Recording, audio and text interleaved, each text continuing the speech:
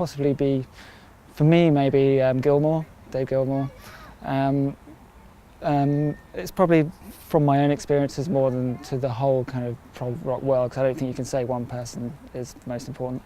But he kind of almost perfectly shows how to be creative, inventive and intelligent by playing less as opposed to more. He's a real, I don't know, every melody line that he plays, every lead guitar line is very thought out, and it always develops, and it's very interesting and so subtle. It's like real subtle beauty in his playing. Well, I think in principle it hasn't changed, and in principle I mean the whole kind of approach to prog means that there are kind of no real limits, there are no constraints, there are no actual set rules to form your music by. You don't need to change a particular moment that's dictated by sort of a set of rules. So in that sense I don't think it's changed at all. I think what has changed is possibly I know the sounds that are available, sort of guitar technology has evolved massively, electronics has evolved ridiculously in the last sort of 40 years, and as a consequence the overall sound is different, but in principle the approach is the same.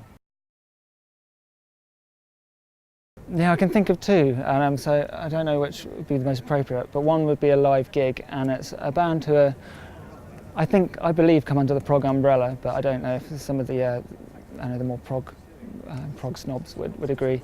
But there's a band called Mogwai who are a massive post-rock band, and I think post-rock is prog. It's just at the time it probably wasn't cool to call it prog.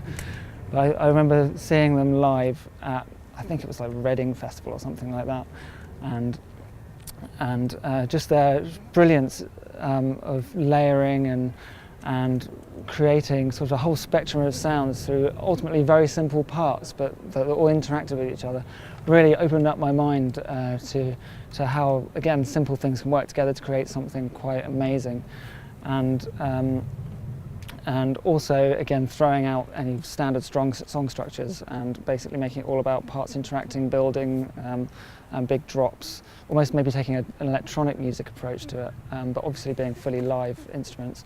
Yeah, it was one of the most incredible experiences of watching a band I've ever had.